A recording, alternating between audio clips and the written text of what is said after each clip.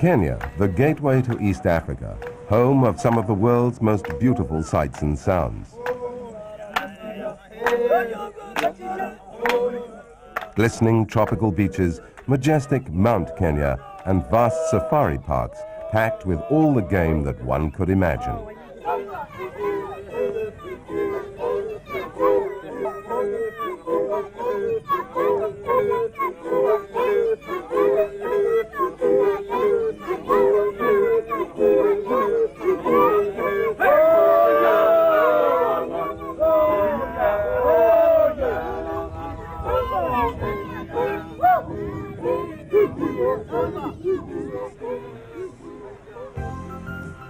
But there is something extra special about Kenya.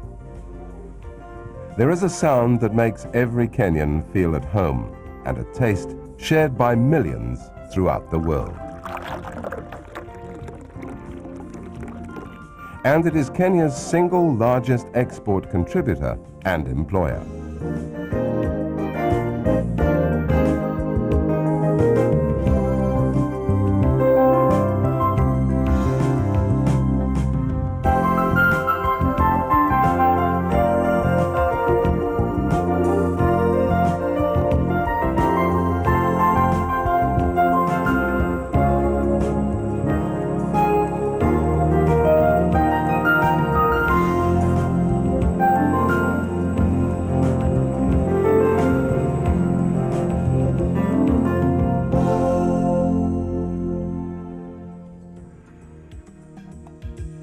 Kenya is a land of 583,000 square kilometers and 30 million people. Mombasa on the coast, a touch and scent of Arabia, with its old town and narrow streets, a major holiday destination with a 2,000-year history. And yet, it is the auction center for tea in East Africa.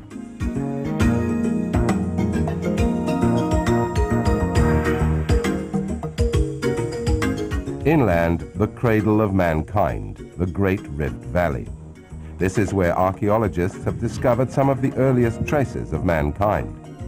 Here lie plains of tea plantations which stretch as far as the eye can see.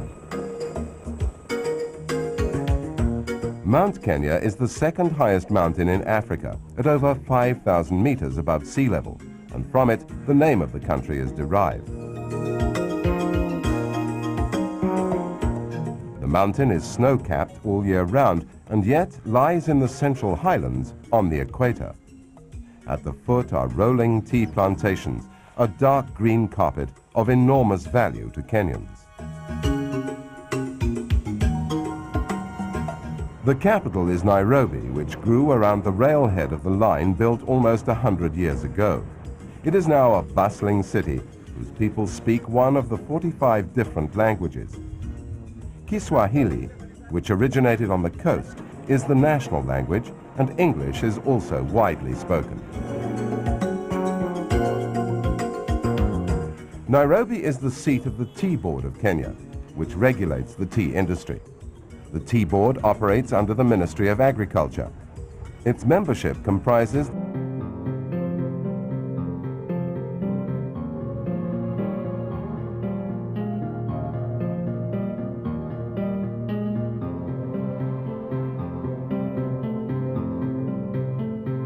In the southwest is Lake Victoria, source of the Nile, and close by the town of Kericho, which is the hub of the large tea estates. Wherever you go in Kenya, tea is inexorably linked to every Kenyan. The story goes that many centuries ago, a Chinese emperor was sitting under a tree when some bright green leaves fell into the water that was being boiled for him. The result is the world's most popular drink. Tea was first brought to Kenya in 1903, and the first tea bush ever planted can still be seen near Limuru.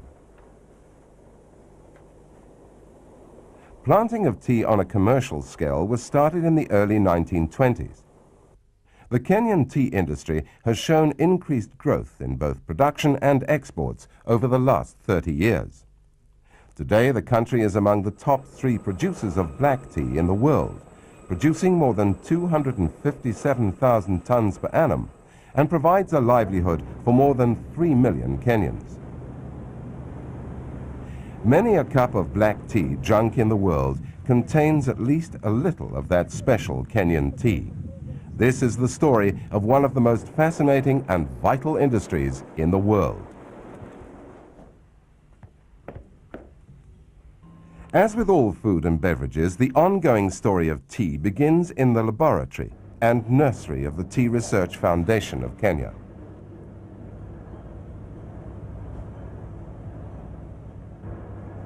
The foundation has 5 technical departments covering the genetics of tea, control of pests and diseases, plant nutrition and fertilizer use, and plant improvement and propagation. All this is an essential part of ensuring not only crop improvement, but also increased yields and quality for all the tea growers.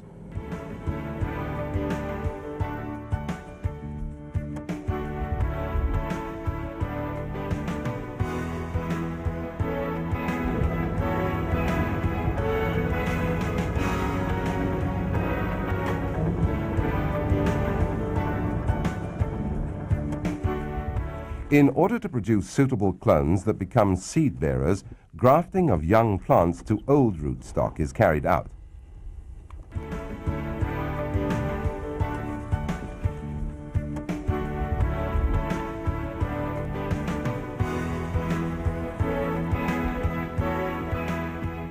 The joint that is made has to be fastened by applying a mixture of beeswax, animal fat and wood glue to ensure that you don't get fungal infections.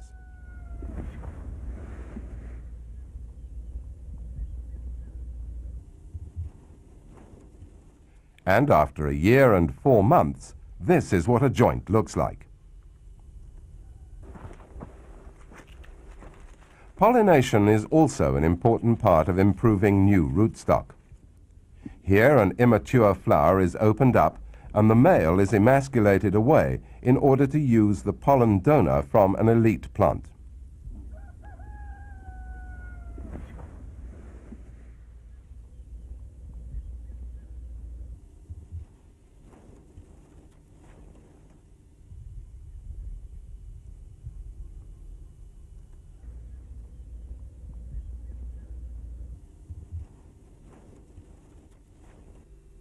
The flower that carries the pollen is rubbed on the female part of the flower, which is then covered with a cotton bag to ensure that no foreign pollen comes in.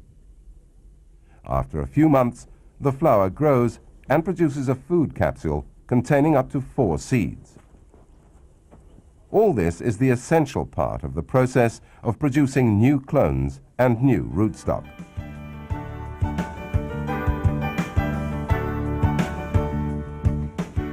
But it is in the nurseries that all the new bushes are matured. Here, the leaf nodal cuttings are planted in a mixture of topsoil and subsoil. The soil is mixed in 3 parts to 1 in plastic sleeves, which are then stacked in beds. One bed can hold up to 9,000 sleeves.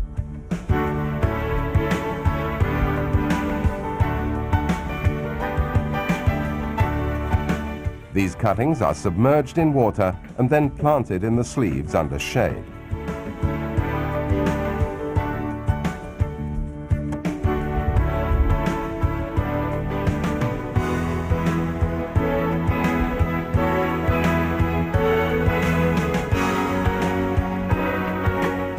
The whole bed is then covered in polythene sheeting, which is removed every 6 weeks to water the young plants. After about 4 months, the sheeting is removed and the plants are hardened off. This is done by raising up the bamboo lids 30 centimeters every week. After 4 weeks, the shading is totally removed and the young siblings are ready for planting out in the field.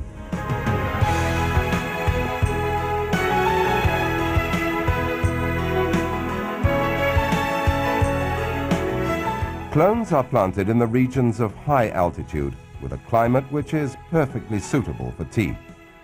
Tea needs a cool tropical climate with frequent rain showers.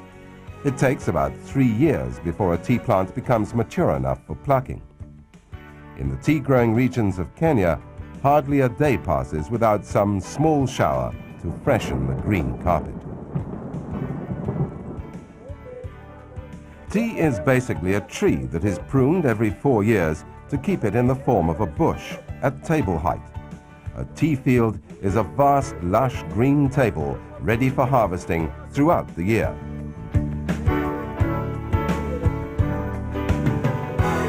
Kenya is very proud of its twofold system of tea growing, which enables both the large plantation owner and the smallholder to enjoy the benefits of growing the country's most important crop.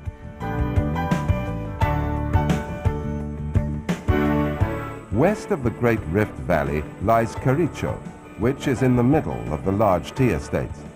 These estates fall under the Kenya Tea Growers Association and represent nearly 30% of the total area under tea in Kenya, employing more than 70,000 people directly.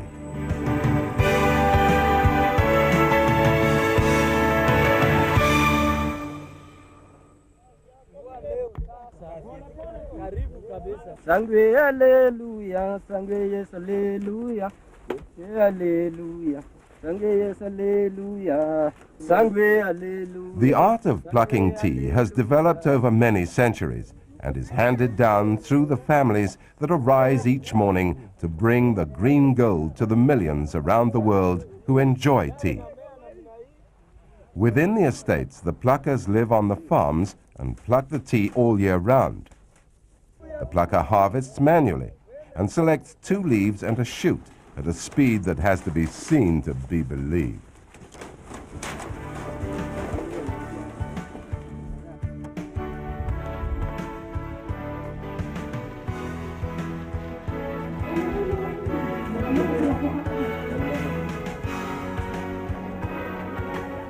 Having finished plucking for the day, the farmers take their tea to the numerous collection centers in the tea-growing areas.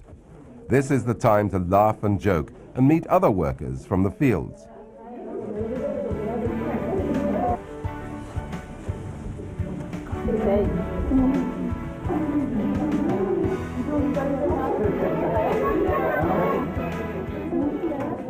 Here, their tea is weighed and carefully recorded. Farmers are paid on a monthly basis. Therefore, tea represents a regular source of income for many a family in Kenya.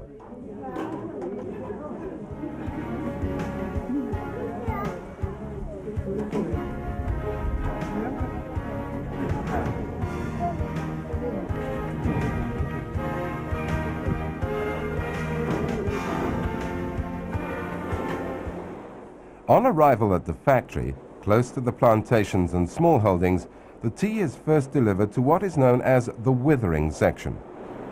Withering is the process of reducing the amount of moisture in the leaf to 65%. This is done by spreading the leaf onto troughs.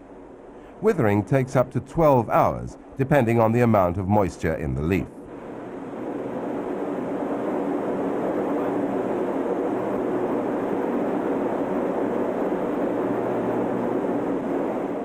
Once the leaf is ready, processing begins.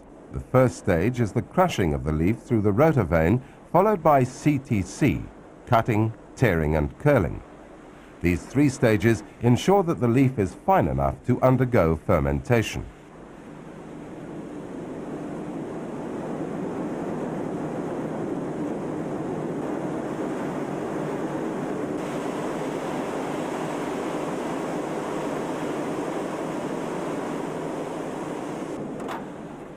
The leaf is fermented in trolleys, which hold about 80 kilograms. This process takes about 1.5 hours at temperatures of between 70 and 90 degrees centigrade.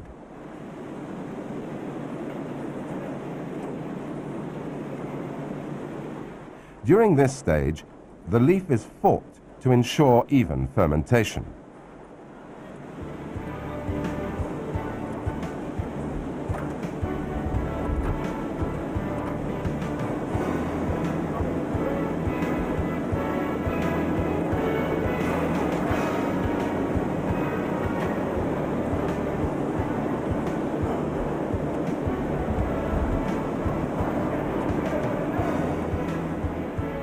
After fermentation, the leaf has to be dried to stop further fermentation taking place.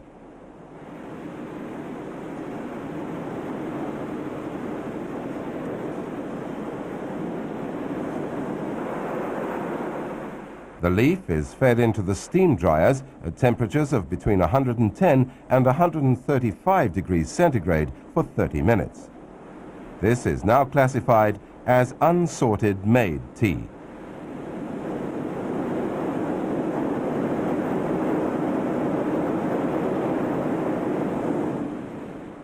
At sorting, the primary and secondary grades are separated. Meshes of different sizes sort the grades.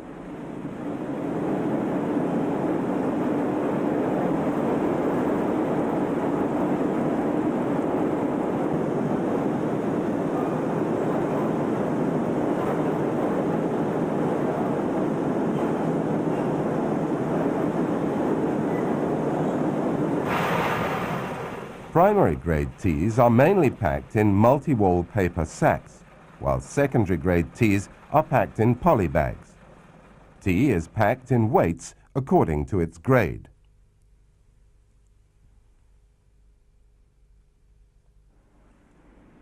Like wine, the art of tea tasting is most specialized and requires a delicate palate and nose, albeit somewhat noisy.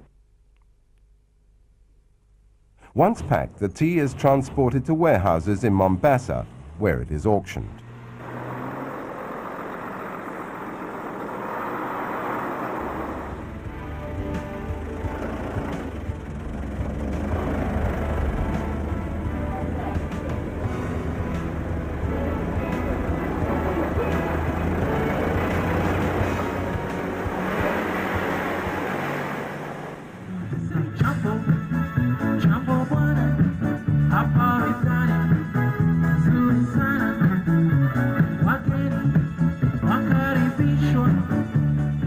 It is only right that Mombasa and the Kenyan coast is the auction center.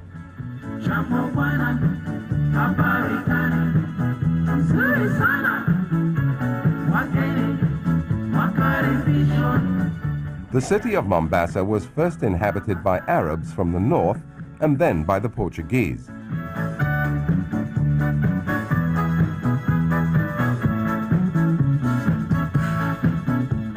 Vasco da Gama landed up the coast at Malindi in 1498. Here, St. Francis Xavier buried 2 soldiers during his journey to India in 1542. A little further south are the ruins of an Arabic city built about 600 years ago. Gedi flourished, and fascinating remains of the Sultan's palace, the Great Mosque, and other relics of a highly civilized society have been excavated. The only suitable port other than Malindi on this part of the coast was Mombasa. Here the Portuguese built a fort on this island city. Fort Jesus was the site of a 2-year and 9-month siege by the Omanis, and the fortress finally succumbed in 1698. Today, alongside the old port, the fortress still stands as a sentinel protecting this safe harbor. Today the Omanis, the Portuguese and the British have gone, and the city is home to a mix of all these influences. The narrow streets of the old city are typical of Arabic architecture, and yet just a few kilometers away, modern hotels and lodges play host to the ever-increasing number of tourists in search of sun on the golden beaches of the Indian Ocean.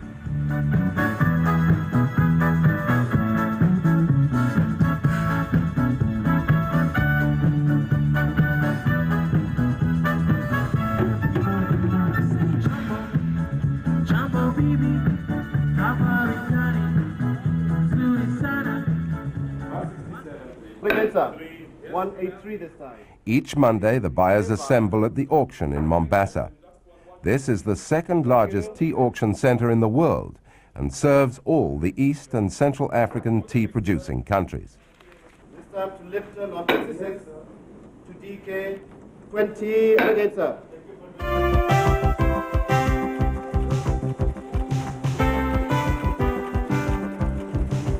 After the auction, some tea is packed for the local market, but more than 90% of Kenya tea is exported from huge warehouses in Mombasa.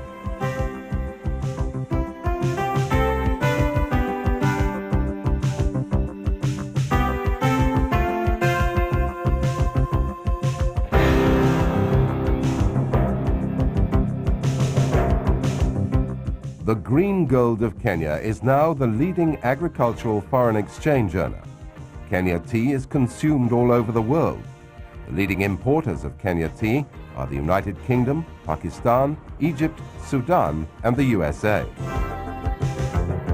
The phenomenal growth of the tea industry has been made possible through the efforts of the producers and the trade, the conducive environment created by the government, research and development advice by the Tea Research Foundation, and the vital coordinating role played by the Tea Board of Kenya, the umbrella body of the tea industry in Kenya. Kenya teas are known for their high and consistent quality, which explains why Kenya tea is sought after by every quality-conscious tea consumer.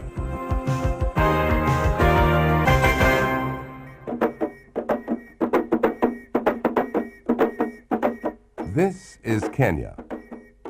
Whilst famous for safaris, beaches and history, Kenya tea over the last few years has become the country's most important economic activity, rated alongside tourism.